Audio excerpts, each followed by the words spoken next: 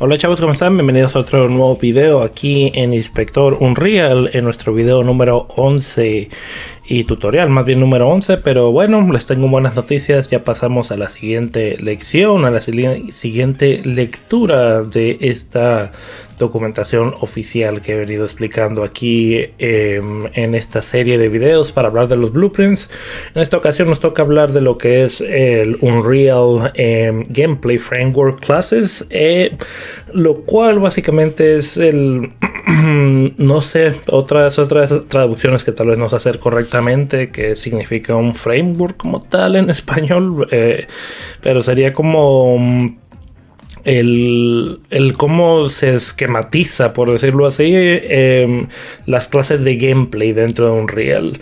Y esta lección va a ser un poco peculiar. De hecho, es una lección que está así de corrido, que no es como las otras, tal vez, que como que parado en ciertos temas.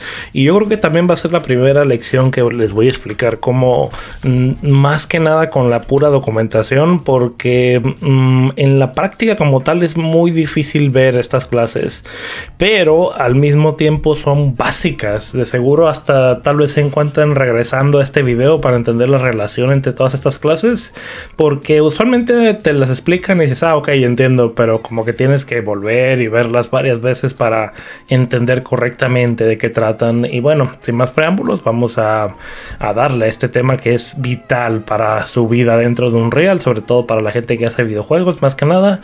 Y vamos a ver cuáles son los objetivos, pues identificar este framework y todo lo que lo compone básicamente. Realmente eso se refiere a toda esta parte que está aquí, pero pues se va en detallitos, ¿no? Pero pues ustedes lo van a ver de corrido en esta lección. Así que vamos a empezar. ¿Y cuáles son las mentadas clases que vamos a explicar? Pues son estas que están en este esquema aquí, ¿no? Que es las common classes del Gameplay Framework, las cuales son el Actor Component, Actor, Scene Component, un control, controller más bien, Game Mode, Pawn, Player Controller, AI Controller y Character. Este esquema como tal va a ser bien complicado de repente que lo entiendan una sola vez o solamente puesto aquí. De hecho, inclusive viéndolo aquí a veces me confundo, porque no importa dónde lo busquen, siempre va a estar representado diferentemente. Hasta en la misma página oficial de Unreal, si se van por ejemplo a la página oficial, esto es, ¿no? Lo que es el framework como tal. Déjenme ver si encuentro, si puedo expandir la imagen. Este es el framework, ¿no? Así se presenta en la página oficial. Y como ven, puede hasta estar un poquito diferente del que tenemos aquí en la presentación. Y medio lo es. O sea, realmente es bien difícil. Ya hasta que tienes más práctica alcanzas a entender cómo todo se relaciona. Y son cuestiones a veces bien pequeñitas, como de que un control no puede decirle esto al POM, pero el POM no puede decirle esto al control. Y el input no puede decirle esto al personaje. Y el personaje no puede decirle, o sea, es más que nada comunicación lo que se trata aquí y cómo se comunican todas estas clases. Y va un poco orientado a lo que les decía en el anterior video de cómo Unreal trata de separar todo en partes indiferentes, no está como que todo unido o todo. Trata de segmentar todo para que todo esté correctamente en su lugar, ¿no? Y eso, pues, para que eso se sostenga, se tienen que hacer este tipo de definiciones, ¿no? Hay veces que hasta tú mismo vas a decir, pero sí puedo hacer cosas, ¿no? En un lugar y en otro, ¿no? Así como que, tal vez en el control puedo hacer cosas que tal vez el personaje también pueda hacer. O sea, tal vez no necesito el control, tal vez necesito el pawn. Y sí, en la vida práctica se van a ver con muchas ocasiones donde van a ver que pueden aplicar un poquito todo desde cualquier lugar, pero el engine trata de forzar una ideología, ¿no? Una ideología de de dónde deberías de mandar algo. Entonces, como el engine ya viene con ese set default, por así decirlo, de qué trata de esta ideología, vale la pena mucho aprender cómo Unreal quiere usar las clases, porque se van a topar con una cantidad de problemas enormes de seguro en el desarrollo. Por ponerles un ejemplo, ¿no? Puede que si quiere hacer algo desde el personaje no tenga activada la red, o sea, que no tenga activado por default mandar un mensaje a la red si estás jugando en un multiplayer, pero un control sí. Un control puede que sí por default tenga el mandar mensajes a toda la red y un personaje no. Y tienen cierta lógica detrás de eso. Entonces, es por eso que vale la pena. Sobre todo cuando estás haciendo un multiplayer, esto se exponencia al máximo, ¿no? Te la tienes que saber súper bien lo que es el framework, cómo funcionan todas las clases entre sí. Pero bueno, vamos a tratar de dar una breve explicación porque realmente vamos a estar volviendo a esto, inclusive de seguro en siguientes videos, pero bueno. El Game Mode, primero que nada, es tal vez el mandamás, el más importante de todos, y realmente no les diría que tienen que poner mucha atención. Lo único que es esto, lo que es el Game Mode como tal, es como si fuera si estás dentro de una biblioteca, el Game Mode sería como la persona que te atiende al inicio de la biblioteca. O sea, no hay nada interesante dentro del Game Mode, todo está en otras clases, pero el Game Mode es el que accede a todas y es el que las organiza y les da un sentido. ¿Por qué se llama Game Mode tal cual? Porque es literal, es el estilo de juego. Por ejemplo, si estás haciendo, vamos a poner un ejemplo, que estás en un RPG y el Game Mode principal es caminar y aventura. O sea, puede ser que lo normal es que simplemente estés caminando y yéndote a un lugar. Estoy hablando de los RPG clásicos, no los de acción actuales, sino un RPG clásico japonés donde cuando entras a batalla se hace otro estilo de juego, ¿no? Entonces un Game Mode podría ser, por ejemplo, un ejemplo más sencillo, Pokémon. Estás en el mundo simplemente andando, caminando por cualquier lugar y de repente te topas a un Pokémon y cuando te topas al Pokémon entras a otra pantalla de batalla. Entonces el Game Mode principal podría ser aventura, por decirlo así, o exploración, y una vez que entras al modo batalla, ahora se activa otro nuevo Game Mode y se activa una manera distinta de que todas las clases cooperen entre sí mismas, ¿no? Entonces esa es la habilidad del Game Mode, simplemente decir, ok, este set de clases es mejor para este tipo de juego, ¿no? Y los Game Modes, si quieren saber dónde definirlos, nos vamos aquí a lo que son los Settings. Y acá donde están los mapas y modos, vamos a hacer clic. Aquí están tal cual, ¿no? Los Game Modes van a tener uno por default que se crea al inicio de la clase y estos son los que por default se seleccionan, ¿no? Pero si se van y lo buscan, por ejemplo aquí, lo voy a buscar y aquí está mi Game Mode. Literal, no sigue siendo lo mismo. Un conjunto, una clase que tiene todas las demás clases organizadas, ¿no? ¿Pueden hacer programación dentro del Game Mode? Sí, pero sería rarísimo hacerlo. De hecho, casi en la vida he visto que alguien haga algo de código dentro del Game Mode. Tendría lógica para ciertas cosas, pero sirve más como librería que como otra cosa, ¿no? Entonces, es lo que les digo. ¿Tienen la habilidad de hacerlo? Sí. ¿Deberían? Tal vez no, porque pueden programar en muchos lugares, pero es mejor que programen donde se supone que debería estar haciendo las cosas. Así esto le hace la vida más fácil a otro nuevo programador que entra al proyecto, ¿no? Con esta estructura universal, todo el mundo sabe dónde están las cosas que tienes que hacer. Entonces, esos son los Game Modes. Y quisiera que lo dejaran así de sencillo, tal vez, porque para eso sirve más que nada, para organizar el resto de las clases. Tuve que tomar un poco de agua. Ok, ¿cómo organizarlo como tal o asignar un Game Mode? Pues me acaban de ver cómo lo hice. O sea, me fui al Game Mode que está y lo seleccionan, o pueden crear uno nuevo, ¿no? Inclusive cuando tienes aquí un nuevo Blueprint, por ejemplo, un nuevo Blueprint Class. Aquí hay uno Game Mode Base y le das clic y se va a crear un nuevo tipo Game Mode y pues ahí ya seleccionas y listo, ¿no? Pero pues realmente no voy a ocupar este blueprint, pero nada más para que sepan cómo hacerlo o cómo dice la documentación que lo pueden asignar, ¿no? Y si lo quieres asignar tal cual, pues seleccionas el Game Mode y aquí pues ya sé que le des aquí para asignarse o lo buscas entre la lista de posibles Game Mode. Y aquí hay varios, ¿no? Un Game Mode normal, base, uno para Magic Leap, uno para Third Person Game. Pues el normal es el que se crea por default, que es el Third Person Game. Y este va a ser el default, por cierto, ¿no? De todos los mapas que crees. Pero pues cada mapa puede tener su propio Game Mode. Por ejemplo, en este mapa donde estoy ahorita, que se llama Third Person Example Map. Si me voy a la casilla de hecho no la muestra aquí, pero tengo que abrirla en Windows. Window World Settings. Y ahora sí, en el World Settings, como ya ven aquí, va a decir si quieres poner un nuevo Game Mode y cuál quieres, ¿no? Pero pues esto es para que aplique nada más a este nivel, pero pues usualmente no se hace tanto, al menos que sí sepas que este nivel en peculiar va a tener un Game Mode que no tienen el resto de los que has estado, ¿no? Así que bueno, ese es un Game Mode. Game State. Este es un poco más interesante porque se refiere al estado literal en el que está tu juego actualmente. Aquí sí se usa un poco más de programación. Vamos a ir a nuestro Game State. ¿Dónde están todas esas cosas? Pues tal cual, ¿no? Dentro del Game Mode, pues como ven, si le doy doble clic, pues puedo ver la lista de clases que están acá a la derecha, ¿no? Simplemente porque abrí la edición del Blueprint veo esta vista.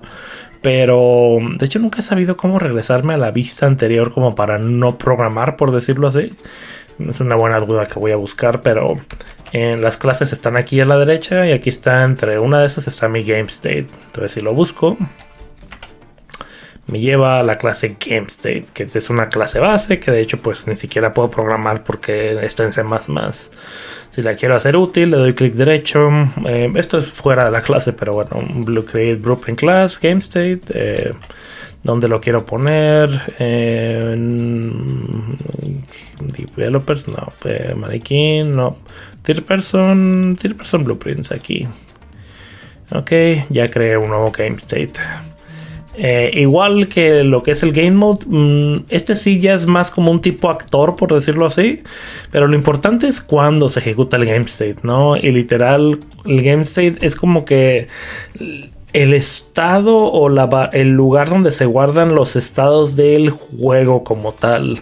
Entonces, por ejemplo, vamos a poner un ejemplo. Supongamos que están en un juego de FPS y el contador o no sé, Super Mario, y en Mario Bros están en el nivel normal, pero el tiempo llega hasta 100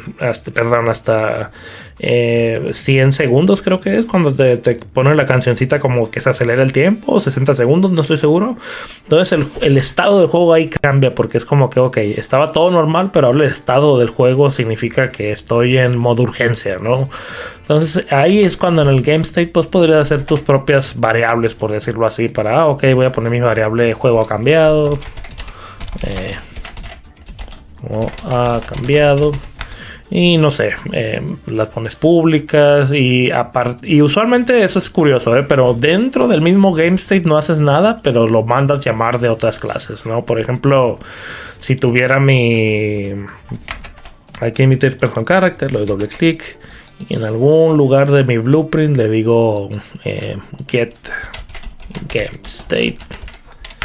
Y mi Game State, supongamos que lo casteo a cast to my game base state, esto, y aquí puedo acceder a esa variable que puse, ¿no? ¿Cómo se llama? Juego ha cambiado. Juego ha cambiado, y a partir de ahí yo puedo setear el juego ha cambiado y digo sí ha cambiado y listo. Pero lo que quiero decir es que usualmente el Game State lo modificas fuera del Game State. No es tan común que lo hagas dentro del mismo Game State. Lo importante es que tenga las variables, porque esta variable como tal va a ser accesible para todo el mundo y va a ser muy sencillo de obtener, porque como lo vieron aquí, puedo obtener rápidamente mi Game State sin necesidad de hacer un montón de ingeniería para acceder a otra función, ¿no? El Game State es accesible en casi todo, pues en todos los lugares de mi nivel, lo cual mismo aplica para el Game Mode. Lo mismo aplica para el Game Instance. Y para muchas de las clases que vamos a aplicar, pero literal esto es de lo más importante, que desde afuera puedo acceder dentro de cualquier blueprint fácilmente a estas clases y a sus variables a partir de ellas, ¿no? Entonces para eso es un Game State, es más que nada para decir, ok, ¿cuál es el estado actual del juego? Pues está en modo alerta, estoy corriendo, está nevando, está lo que ustedes quieran que sea ese nuevo estado. Y así de general como suena, así es. No se debería usar para muchísimas cosas, sino para Cada que digan, ¿no? Que hay algo que afecta a todo el juego, o cuál es el estado actual del juego que tengo que reportar, para eso sirve el Game State. No tienen que usar ingeniería de más, ¿no? O overengineering, como le dicen, hacer demasiada ingeniería. Úsenlo para lo que es, nada más poner estados diferentes del juego. Después tenemos el Player Controller, que ya es un poco más interesante porque te dice cuál es el control que está controlando al personaje, ¿no? Es muy importante la cuestión de los controles dentro de Unreal, porque a partir de los controles es donde yo tengo acceso a un personaje. No es como que estoy programando dentro de mi personaje y le digo cómo se usan los controles. No, más bien el control es el que tiene, pues, literalmente control sobre el personaje. Entonces, por decirlo así, es más importante el control que el personaje en sí, porque el personaje es un simple peón o un pawn, como le dicen aquí, y el control es lo que opera sobre él, ¿no? Entonces hay dos tipos de controles. Está el control normal, que es Get Player Controller, como ven aquí, Get Player Controller, o también está el controller Get AI Controller, que es el control de la inteligencia artificial, que así como nosotros pues controlamos a nuestros personajes, el CPU puede controlar a sus personajes y pues también tiene su control virtual, ¿no? Entonces, ¿qué podemos hacer dentro del control? Pues todo lo que haga efecto encima de nuestro personaje. No lo que el personaje hace, pero lo que se hace encima del personaje. Como lo ven, es como que hay mucha clasificación y mucho pero realmente este es el framework literal que usa Unreal. Y framework pues se refiere a esto, ¿no? Al cómo yo pienso que debería de usarse mi engine, ¿no? Y el control pues es necesario para el esquema y todo el gran plan que tiene Unreal detrás de todo el engine. El control es una entidad que está reconocida, ¿no? Entonces ustedes en teoría podrían simplificar todo y decir, todo lo voy a hacer aquí, listo, ya. Y sí se puede, pero es conveniente saber qué quiere Unreal o cómo quiere que lo manejemos, ¿no? Y como les había dicho anteriormente, pues este es el manejo, ¿no? Como ya vimos, tenemos un Game Mode, y el Game Mode pues es un actor, un control también es un actor y un pawn también es un actor. Y el Game Mode pues selecciona todo el resto de las clases, y el control contiene otras dos clases que ahorita vamos a ver a continuación, ¿no? Pero como lo ven, lo que trato de decir aquí es que está todo segmentizado, perdón, o sea, todo está en segmentos. Y a pesar de que en aplicación pareciera todo igualito y que no cambia nada, el hecho es que estás aplicando una teoría, así se debería de controlar este juego, ¿no? Entonces, esta ideología de Unreal es muy vital entenderla. Y se los digo y repito mucho porque se les va a olvidar, es muy probable, es muy común que a la gente que se le va de la nada, porque como que no la ves interactuar hasta que no la pones en práctica, y la tienes que poner en práctica para entender mejor cómo se usa este engine. Ok, entonces tenemos nuestro control. Lo siguiente es el player state. Y no es que vayan así en bajada, ¿no? Como que, mira, estamos viendo desde el más alto, que es el game mode, hasta el más bajo. En teoría sí, pero al mismo tiempo, como lo pueden ver aquí, la organización no es precisamente secuencial, sino que hay a veces varios paralelos, ¿no? Varios paralelos en el mismo planta, y hay otros que sí ya bajan. Y pues ahí sí les dejaría como la tarea de que ustedes encontraran sus mejores maneras de hasta representarlos. Pero intenté buscar una mejor gráfica que hace mucho encontré en un lado, pero ya no, perdón, que vi en un lado, pero ya no la encontré.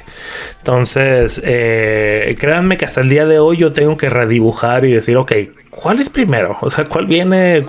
¿Qué agarro? ¿Dónde agarro? O sea, es un constante tema que van a tener trabajando con este engine.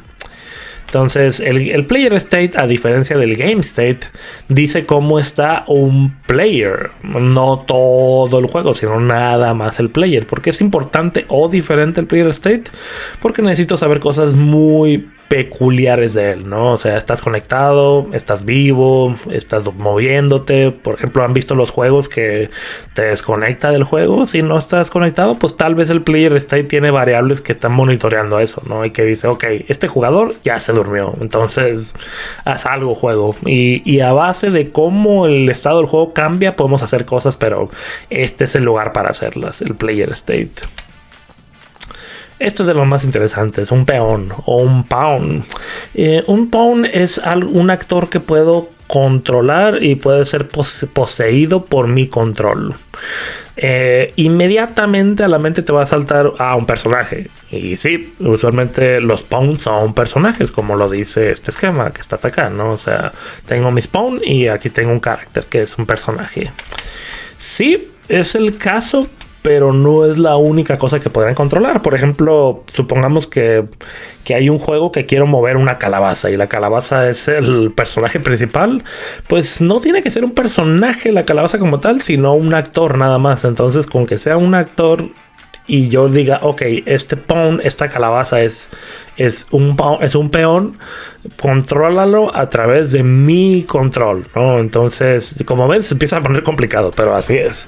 Entonces, el control controla a los peones. Los peones simplemente están ahí para ser controlados. Y gracias al controller tal cual, puedo acceder a estos pawns. Y como lo ven aquí, ¿no? Estoy poseyendo un pawn. La actividad de poseer se refiere al que el control acaba de poseer control literal de un pawn, ¿no? De un peón. Entonces, si veo un personaje por ahí y digo, ok, control, tú ahora tienes control absoluto sobre este personaje, es cuando se posee a un personaje. Podrías desposeer y decir, ok, ya no te poseo, entonces tú ya no te controlo yo.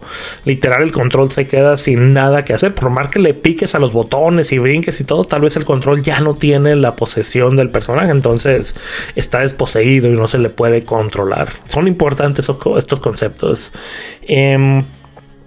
Un peculiar pawn que es muy famoso, literal, es el character, ¿no? El personaje, que pues como lo están viendo aquí, este es, por ejemplo, si me voy a emitir person character y agarro este blueprint que tengo aquí, que se llama el person character, y le doy doble clic, pues este es un peón, ¿no? Y es un peón de la clase character.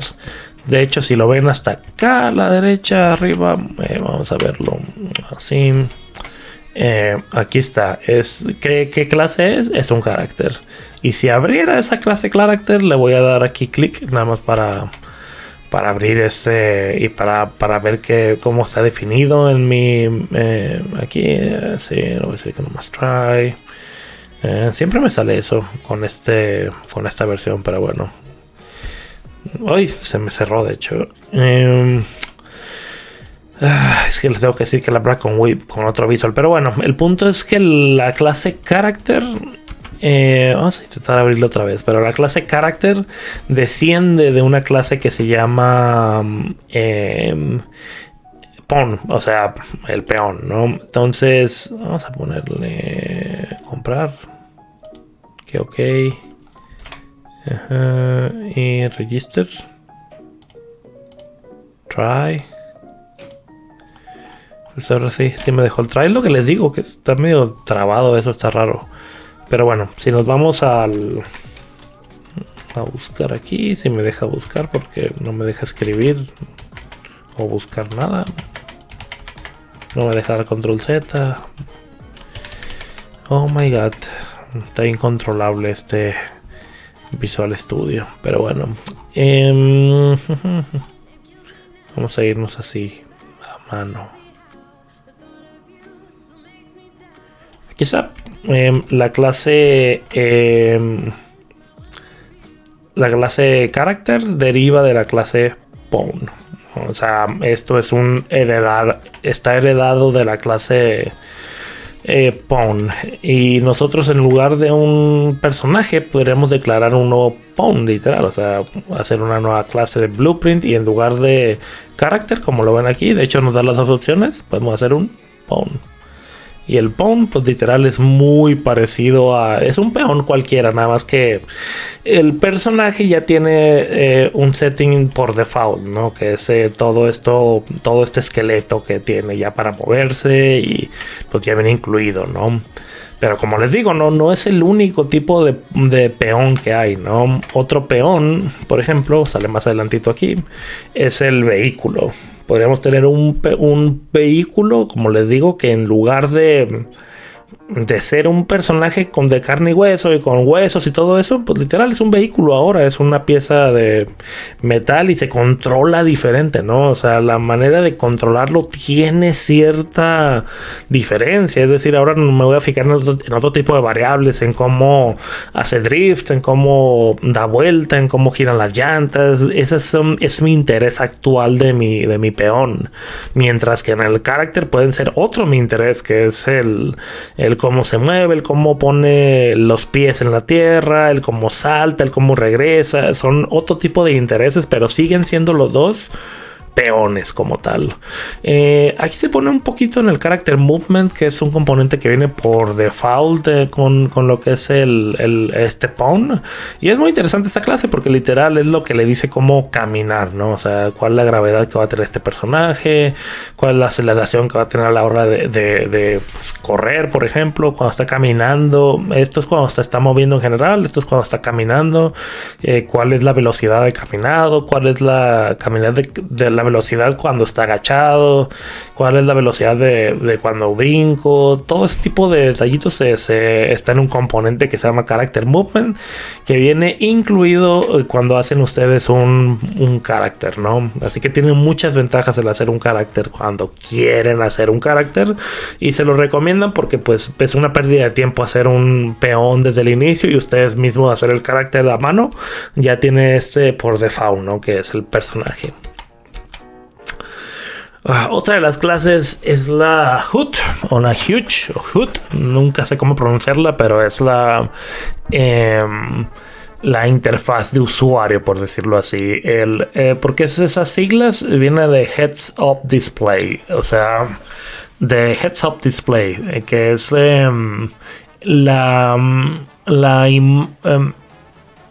¿cómo decirlo? Como lo que se muestra en pantalla que está en tu cara.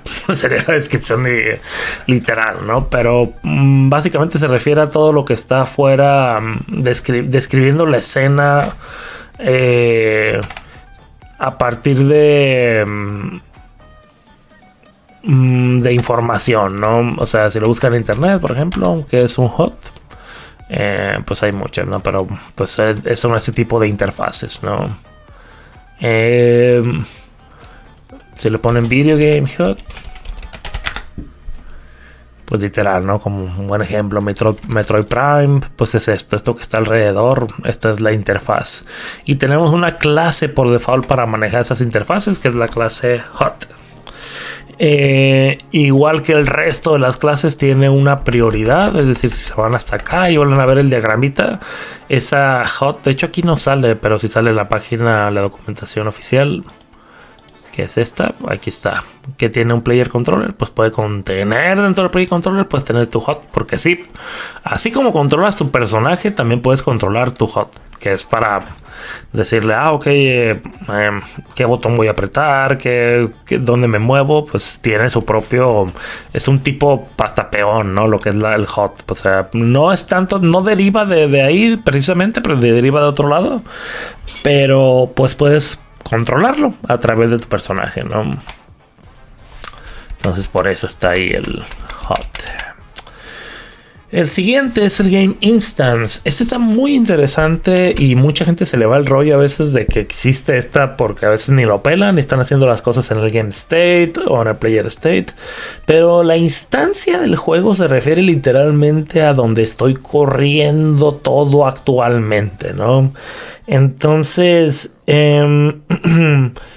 ¿por qué es importante la instancia? Porque podría ser el caso de que digas, ok, solo en la instancia local de mi juego, o sea, nada más en el lugar donde estoy yo como usuario, cliente de Steam, en esta máquina, haz esto.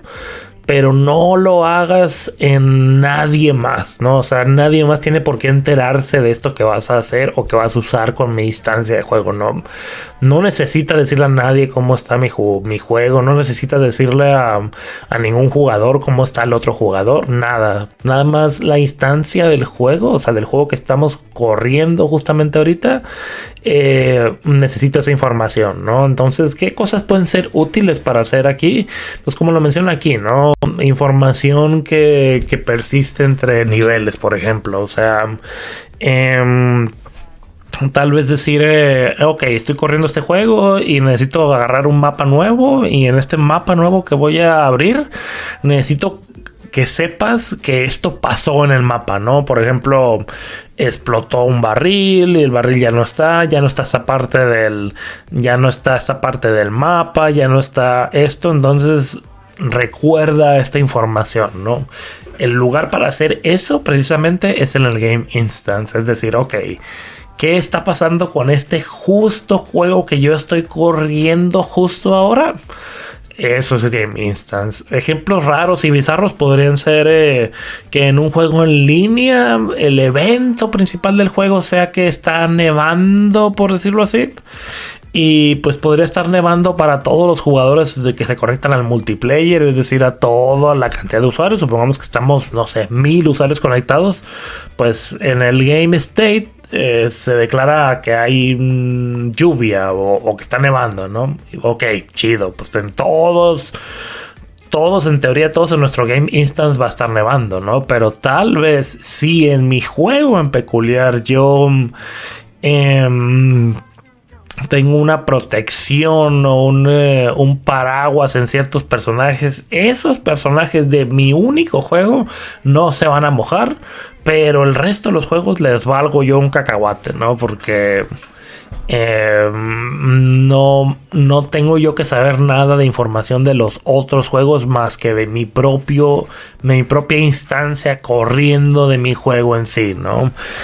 Es un poco abstracto, lo sé, y es difícil de comprender, por eso trato de hacer mi mejor esfuerzo para explicarlo correctamente, sin redundar mucho, pero es la intención del Game Instance, simplemente la instancia justo que estoy corriendo en este computador, que necesito saber de él o que necesito decirle. Ahí interviene esta clase. Está otro que es el Game Session, que es diferente al Game Instance de nuevo, pero es la sesión de juego que tengo, ¿no? O sea, las sesiones son un concepto un poco diferente y más orientado a networking, ¿no? O a multiplayer.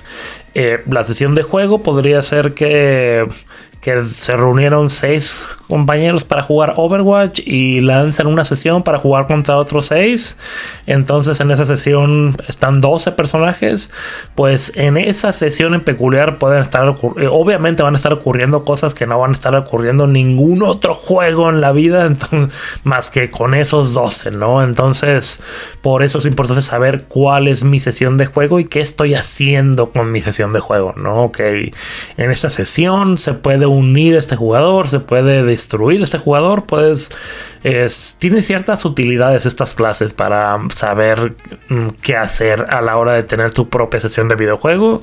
Y pues es padre, ¿no? Tener una clase base que sepa el engine que la hay y que tenga entendimiento de que existe el Game Session. Y listo, eso era todo lo que es el Gameplay Framework. Tal vez ahorita hasta lo tengan claro y digan, bueno, no era tanto rollo.